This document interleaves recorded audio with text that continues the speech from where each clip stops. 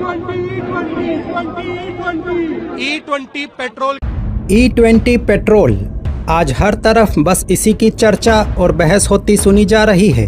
क्या है ये E20 पेट्रोल और क्या है एथेनॉल जो इस वक्त पेट्रोल में मिलाया जा रहा है, और क्यों आजकल अचानक से इसी की इतनी चर्चा चारों ओर हो रही है, सब कुछ जानेंगे इस वीडियो में।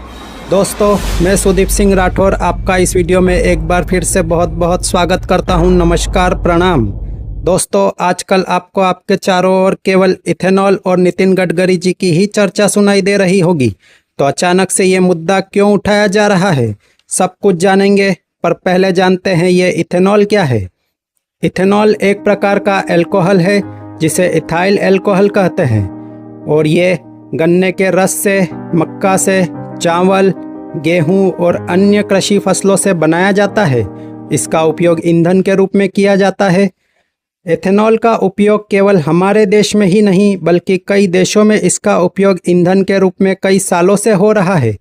कई देशों में इसे पेट्रोल के साथ अलग अलग मात्रा में मिलाया जाता है।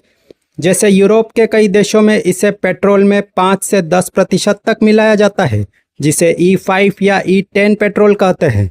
थाईलैंड में इसे 20% व्यापक रूप से और कई जगह 85% भी मिलाया जाने लगा है, जिसे E20 और E85 कहते हैं।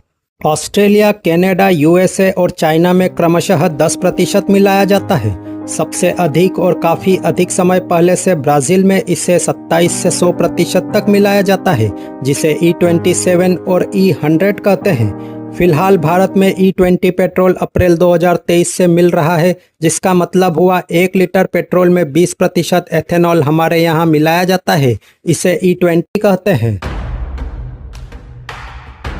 भारत में पेट्रोल में एथेनॉल मिलाने की शुरुआत अभी 1-2 सालों से नहीं, बल्कि इसे सबसे पहले 2001 में भारत सरकार ने पायलट परियोजना के रूप में शुरू किया था।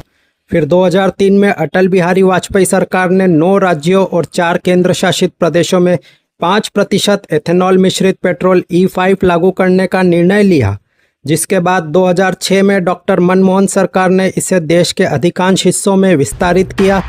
2013 में एथेनॉल मिश्रण की नीति का औपचारिक ढांचा अधिसूचित किया गया, और 2014 के बाद नरेंद्र मोदी सरकार ने इस कार्यक्रम को तेजी से आगे बढ़ाया और 20% एथेनॉल का लक्ष्य 2030 तक हासिल करने का लक्ष्य रखा। जिसके बाद 2018 में नेशनल पॉलिसी ऑन बायोफ्यूल्स लाई गई, और 2025-26 में भारत ने देश भर में E20 पेट्रोल का लक्ष्य निर्धारित समय से पहले हासिल कर लिया। और शायद यही कारण है कि आज इस मुद्दे पर चारों ओर इतनी चर्चा हो रही है। अब बात आती है, इसे पेट्रोल में आखिर मिला ही क्यों रहे हैं, तो इसका सीधा सा जवाब है जीवाश्म ईंधन पर निर्भरता कम करना।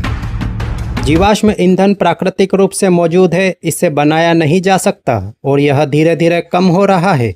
यही कारण है कि पूरी दुनिया फ्यूल के अन्य विकल्पों की खोज कर रही है। चूँकि भारत अपनी ज़रूरत का लगभग 85% कच्चा तेल दूसरे देशों से आयात करता है, और इसमें 20% एथेनॉल मिलाने से उतनी मात्रा में पेट्रोल की आवश्यकता कम हो जाती है, क्योंकि एथेनॉल हमारे ही देश में बन रहा है। और दूसरे देशों से तेल आयात करने के अपने जोखिम भी हैं, जैसा कि इस वक्त सभी देख रहे हैं। ईरान USA युद्ध के कारण हमारे देश में भी तेल गैस की आपूर्ति प्रभावित हो रही है। यही कारण है कि सरकार एथेनॉल लाकर दूसरे देशों पर निर्भरता कम करना चाहती है, जिससे सरकारी आंकड़ों के अनुसार हर साल लगभग 30,000 करोड़ की विदेशी मुद्रा की बचत का अनुमान सरकार ने लगाया था। वर्ष 2014-15 से मई 2026 तक एथेनॉल मिश्रण कार्यक्रम के कारण 1.9 लाख करोड़ से अधिक की विदेशी मुद्रा बचाने का दावा सरकार ने किया है, क्योंकि इस दौरान लगभग 310 लाख मीट्रिक टन कच्चे तेल का आयात हमें कम करना पड़ा है। सरकार के अनुसार इसके मुख्य फायदे हैं, विदेशों से कम कच्चा तेल खरीदना पड़ता है, जिससे डॉलर में कम भुगतान करना पड़ता है। इससे गन्ना, मक्का, चावल उगाने वाले किसानों को अतिरिक्त आय मिलती है। नई डिस्टिलरीज और एथेनॉल संयंत्र लगेंगे, जिससे रोजगार बढ़ेगा, और इससे प्रदूषण और कार्बन उत्सर्जन में भी कमी आती है। हालांकि यह कहना सही नहीं होगा कि हर प्रकार का प्रदूषण हर परिस्थिति में कम ही होगा। कुछ प्रदूषण कम होते हैं, जबकि कुछ में थोड़ा बदलाव या कुछ स्थितियों में वृद्धि भी देखी जा सकती है। चूंकि एथेनॉल में ऑक्सीजन के अणु होते हैं, इसलिए ये इंजन में अच्छी तरह जलता है, जिससे कार्बन मोनोऑक्साइड कम निकलती है और अधजले हाइड्रोकार्बन भी कम निकलते हैं। E20 पेट्रोल में 20% हिस्सा एथेनॉल होता है, इसीलिए उतनी मात्रा में पेट्रोल कम जलता है। इससे पेट्रोल उत्सर्जन में कमी आती है। तीसरा कारण है एथेनॉल एक नवीकरणीय यानी रिन्यूएबल ईंधन है। एथेनॉल गन्ना, मक्का, चावल और अन्य फसलों से बनता है। ये फसलें बढ़ते समय वातावरण से CO2 अवशोषित करती है, इसलिए पूरे जीवन चक्र के हिसाब से एथेनॉल का कार्बन प्रभाव पेट्रोल से कम माना जाता है। पर इससे कुछ नुकसान भी होते हैं। कुछ इंजनों में नाइट्रोजन ऑक्साइड्स उत्सर्जन थोड़ा बढ़ सकता है। यदि एथेनॉल का उत्पादन टिकाऊ तरीके से न हो तो पानी और कृषि संसाधनों पर दबाव बढ़ सकता है। परंतु सबसे बड़ा सवाल जो आज सभी जानना चाहते हैं और जिसकी चर्चा भी खूब हो रही है कि E20 पेट्रोल से हमारी गाड़ियों को नुकसान हो रहा है या नहीं। तो क्या वाकई में E20 पेट्रोल से हमारी गाड़ियों को कुछ नुकसान है? मैं देखी सुनी बातों पर नहीं जाना चाहता हूँ, मैं अपनी ही बात करता हूँ। दोस्तों, मेरे पास ये बजाज की पल्सर 150 DTSI मोटरसाइकिल जो कि UG2 2006 का मॉडल है और मैं इसे 2006 से कंटिन्यू चला रहा हूँ और मुझे अब तक इस बाइक में कोई भी दिक्कत परेशानी फ़िलहाल नहीं आई है। पर जैसा कि आजकल बहुत सुनने में आ रहा है कि E20 पेट्रोल से इंजन ख़राब हो रहे हैं, कार्बोरेटर ख़राब हो रहे हैं, फ्यूल पंप और इंजेक्टर ख़राब हो रहे हैं, तो ऐसी कोई दिक्कत मेरी बाइक में तो नहीं आई है। हाँ, करो। इसकी स्टार्टिंग भी स्मूथ और क्विक है और न ये किसी तरह का धुआं देती है, न ही इंजन ऑयल कम करती है। इसका पिकअप भी पहले जैसा ही है और साउंड भी लगभग पहले जैसा ही है। हाँ, मुझे बस माइलेज में कुछ कमी लगी। माइलेज पहले की तुलना में कुछ कम हुआ है और बाकी मेंटेनेंस को लेकर कुछ भी परेशानी फ़िलहाल नहीं हुई। पर ये मैं मेरा खुद का अनुभव बता रहा हूँ।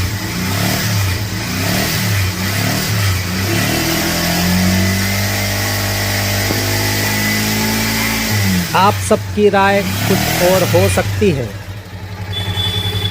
पर जैसा कि हमारी संस्था automotive research association of India ARAI ने भी स्वीकार किया है कि एथेनॉल मिश्रित पेट्रोल से पुरानी गाड़ियों को कुछ नुकसान हो सकते हैं।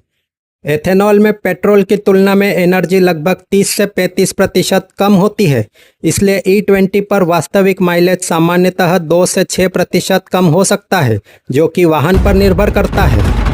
Are they to be 10-year-old? Are they to be somewhere 8-year-old? Somewhere 3 to 4 years old?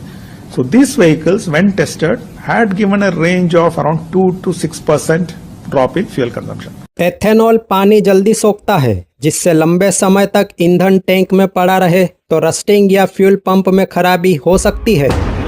अगर E20 फ्यूल आप डला रहे हो या E85 भी फ्यूल अगर आप डला रहे हो तो आपकी जो फ्यूल टैंक है वो जंग पकड़ ले रहा है, मॉइस्चर पकड़ रहा है। क्या ये सच है? हाँ, ये बात सच है। अच्छा। जैसे हमारे पास कुछ फौजी भाइयों की गाड़ियां आई। हाँ। जो फौजी भाई ड्यूटी पे हैं, हाँ। गाड़ियां घरों में खड़ी है। ठीक है। ज्यादा टाइम गाड़ी खड़ी रह रही है तो पानी बन रहा है। हाँ। उसकी वजह रस्टिंग स्टार्ट हो रही है। तो मैंने आपको एग्जांपल तो ये भी तो दिया है। ये फौजी भाई की गाड़ी है, ये देख सकते हैं आप। ये देखिए रस्टिंग, ये देखिए ये इस तरीके से बन रहा है मेटल में। ठीक है, ठीक। ARAI की इस स्टडी में पाया गया कि जो वाहन केवल E10 यानी 10% इथेनॉल मिश्रण वाले पेट्रोलों के लिए बने हैं, अगर उनमें लगातार E20 पेट्रोल का इस्तेमाल किया जाए तो उनके फ्यूल सिस्टम के रबर पार्ट्स कमजोर होने लगते हैं। इससे गाड़ी के पाइप, गास्केट, सील और जो ओ रिंग से रबर से बने हिस्सों की गुणवत्ता में गिरावट देखी गई। अध्ययन में साफ तौर पर कहा गया कि लंबे समय में इन पार्ट्स को बदलने की जरूरत पड़ सकती है। यदि इस तरह की कोई समस्या आपके वाहन में भी हो रही है तो टाइम पर सर्विस करवाएं। यदि रबर पार्ट्स चेंज करा सके तो करा ले। फ्यूल पंप सिस्टम की समय समय पर जांच कराते रहे तो जोखिम कम रहेगा। वैसे तो इन सब चीज़ों पर जरूरी टेस्टिंग होने के बाद ही सरकार ने E20 पेट्रोल मार्केट में उतारा होगा, परंतु फिर भी कुछ समस्याएं आ सकती है। अब एक सवाल उठता है कि क्या भविष्य में पेट्रोल डीजल पूरी तरह खत्म हो जाएगा? तो फिलहाल इसकी संभावना नहीं है। भारत में अगले 15-20 वर्षों तक पेट्रोल डीजल का उपयोग जारी रहने की उम्मीद है। साथ ही इलेक्ट्रिक वाहन बढ़ेंगे। E20 जैसे जैव ईंधन का उपयोग भी बढ़ेगा। फ्लेक्स इंजन आ जाएंगे जो 85 से 100% एथेनॉल पर चलेंगे, जिससे जीवाश्म ईंधन पर निर्भरता बहुत कम हो जाएगी, जो कि सरकार वास्तव में चाहती भी है, जिससे बहुत बड़ी मात्रा में विदेशी मुद्रा की बचत होगी। साथ ही किसानों को फ़ायदा होगा। साथ ही CNG, बायो CNG और ग्रीन हाइड्रोजन जैसे विकल्प भी विकसित होंगे। और सिर्फ भारत ही नहीं, दुनिया के तमाम देश इसी तरह के उपायों को अपनाएंगे, क्योंकि जीवाश्म ईंधन तो एक दिन खत्म होने वाला है। तो दोस्तों, इस वीडियो के माध्यम से मैंने मेरा अनुभव आपके साथ शेयर किया है। हो सकता है आपका मानना कुछ और हो। यदि आपको जानकारी पसंद आई हो तो लाइक, शेयर, सब्सक्राइब करें। मिलेंगे फिर किसी रोचक वीडियो में। तब तक के लिए आप सभी का बहुत बहुत धन्यवाद।